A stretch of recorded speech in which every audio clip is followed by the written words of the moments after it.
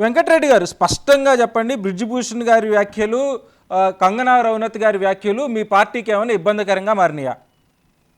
C నాకు కొంచెం time ఇవ్వాలండి. మీరు ఇప్పుడు ప్యానెల్‌లో మీరు అందరికి కూడా దేశం మొత్తం ఈక్వల్‌గా టైం 10 ఇవ్వాలి. మీరు సంవత్సరాల మధ్యలో కట్ చరిత్ర చెప్తే చేస్తున్నారు. కష్టం. హర్యానా రాజకీయాలు అట్లా కాదు. మాత్రం మాట్లాడుకుందాం మనం.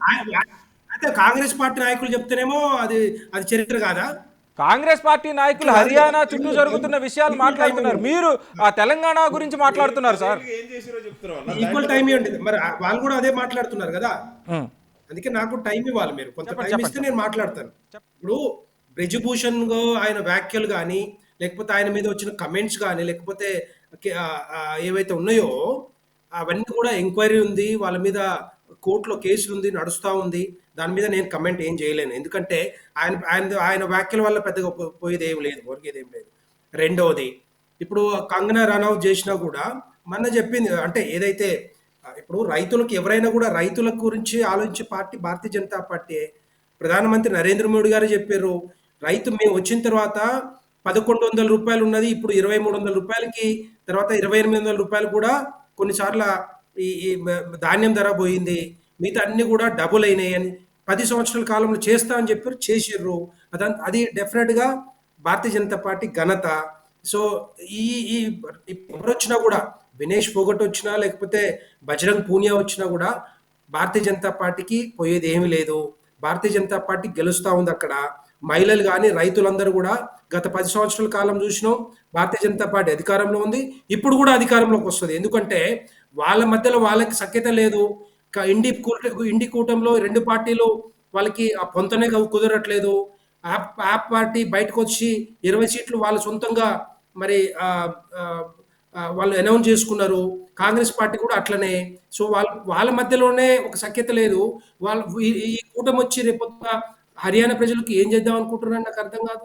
ఏం చేస్తే ఏం బాగు చేద్దామని, ఏం అభివృద్ధి చేద్దామని, ఏమి సంక్షేమ కార్యక్రమాలు అమలు చేద్దామని అనుకుంటున్నారు. అందుకని నేననేది ఏందంటే ఆప్ పార్టీ కూడా మొన్న ఢిల్లీ పార్లమెంట్ ఎన్నికల్లో చూసాం. మొత్తం భారతీయ జనతా పార్టీ మొత్తం కూడా స్వీప్ చేసిన పరిస్థితి. ఒక్క సీటు కూడా రాలేదు ఆప్ పార్టీకి. అది మనకు చాలు.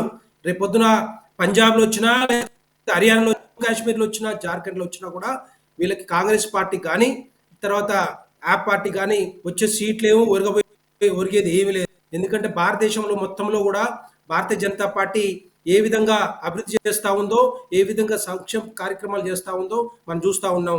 మరి మొన్నటి వరకి ఇప్పుడు ఆర్జికర్ హాస్పిటల్‌లో ఎవరైతే వైద్య విద్యార్థి ఏది ఏ విధంగా మరి రేప్ చేసి మరి చంపేశారో వాళ్ళకి కనీసం వాళ్ళ గురించి మాట్లాడే ఇది లేదు గానీ కాంగ్రెస్ పార్టీకి.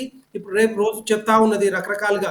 మమతా బెనర్జీ సపోర్ట్ చేసుకుంటూ రేపొద్దున రమ్మని చెప్పండి. అక్కడ ప్రెసిడెంట్ రూల్ పెట్టమని చెప్పండి. వాళ్ళు కూడా ఒక స్టేట్మెంట్ ఇవ్వమని చెప్పండి. వాళ్ళు మాత్రం ధర్నాలు చేయరు. వాళ్ళు మాత్రం లోపల ఇంట్లో కూర్చుంటారు. ఎందుకంటే మమతా బెనర్జీ సపోర్ట్‌గా.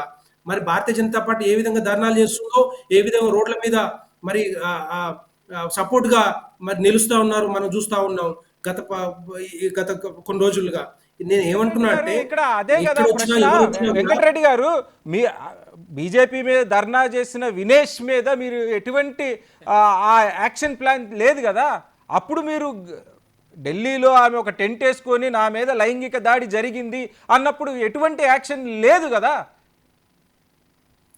నేను అనేది ఏంటంటే ఇప్పుడు అంతకు అదే కదండి. అందుకే అతన్ని ఆ పోస్ట్ నుంచి తీసేశారు కదా. ఆ పోస్ట్ నుంచి తీశారు. దాని మీద కేసు నడుస్తా ఉంది. ఏ పోస్ట్ హైకోర్టులో కేసు తీసేశారు? నడుస్తా ఉంది. ఎంపీగా అయిపోయిన తర్వాత ఆయనకి మళ్ళీ ఇంకోసారి అవకాశం ఇవ్వలేదు అంతే తప్ప. ఉమ్. సో అది నడుస్తా ఉంది. కేసు నడుస్తా ఉంది. మనం దాని మీద కమెంట్ ఏం చేయలేము. అదంతా కూడా వాళ్ళ పరిధిలో వాళ్ళు చేస్తా ఉన్నారు లీగల్‌గా. సో మనం ఇప్పుడు దాని గురించి నేను కమెంట్ చేయను. ఎందుకంటే ఆయన చేసిన కమెంట్ గాని, ఆయన చేసేది అందుకే ఏదైతే వినేష్ గారు ఈ మధ్య వినేష్ గారు మాట్లాడాడో అంది మామూలుగా లైంగిక దాడి జరిగితే పట్టించుకోరా, పాశవికంగా జరిగితే మాత్రమే పట్టించుకుంటారా అని వినేష్ గారు స్టేట్మెంట్ ఇచ్చారు. అదేనండి. ఇప్పుడు లీగల్‌గా చూస్తున్నారు కదా. లీగల్‌గా ఏదైనా ఎంక్వైరీ బయటపడితే డెఫినిట్‌గా ఉంటుంది కదా. వాళ్ళ మీద తీసుకుంటారు కదండీ. యాక్షన్ తీసుకుంటారు కదా. కాంగ్రెస్ పార్టీ నాయకులు చెప్పంగానే తీసుకోవాలా? కాంగ్రెస్ పార్టీ నాయకులు ఏదో కాంగ్రెస్ పార్టీ నాయకులు కాదు కదా ఆమె. చెప్పారు కదా నేను అనేది చెప్తున్నాను. వీళ్ళు నేను ఒక్క నిమిషం విక్టిమ్ చెప్పారు. విక్టిమ్స్ గురించి మహిళల మీద అత్యాచారాలు జరుగుతున్నాయంటే దాని గురించి మాట్లాడలేదు. అవకాశాలు ఉంటాయి కదా. యాక్షన్ తీసుకుంటారు డెఫినెట్. ఎప్పుడు తీసుకుంటారు అంటే చనిపోయినాక తీసుకుంటారా అంటే చనిపోతే తీసుకుంటారా మీరు చెప్పండి ఎప్పుడు తీసుకుంటారు ఇప్పుడు మహిళలందరూ బయటకు వచ్చి మా మీద అత్యాచారాలు జరిగినాయి మమ్మల్ని ఇట్లా వేధింపులు గురయ్యారు అంటే ఇంకా మీరు ఇంకా స్టేట్మెంట్ అది మీ స్టేట్మెంట్ అది మీ స్టేట్మెంట్ గా మాట్లాడుతున్నారు మీరు. కాదు ఎక్కడున్నా మహిళలంతా రోడ్ల మీదకి వచ్చారు కదా మహిళా రైతులంతా రోడ్ల మీదకి వచ్చి ధర్నాలు చేశారు కదా అంటే చనిపోతే తప్ప మీరు యాక్షన్ తీసుకోరా మా వెస్ట్ బెంగాల్ ఒక నీతి ఎందుకు మరి హర్యానాలో ఒక నీతి ఎందుకు మరి మీరు వెస్ట్ బెంగాల్ ఎక్కడ పండుకున్నారు వెస్ట్ బెంగాల్ ఎక్కడ కూర్చున్నారు మీరు రాహుల్ గాంధీ గాని ప్రియాంక గాంధీ ఎక్కడ కూర్చున్నారు ఏం చేశారు ఇన్ని రోజుల నుంచి మమతా బెనర్జీ ప్రధానమంత్రి హోమ్ మినిస్టర్ మహిళల మీద మీరు ఏ విధంగా కూర్చున్నారు ఎక్కడ మీరు కాంగ్రెస్ పార్టీ నాయకులు ఎక్కడ ఉన్నారు మరి ఈ దేశ ప్రధాని ఏడబడుకుంటూ లేకపోతే మాట్లాడరా ఈ దేశంలో మాట్లాడు రైతులకు అత్యాచారాలు వేధింపులు జరిగినంతే హర్యానా గురించి మాట్లాడు మణిపూర్ లో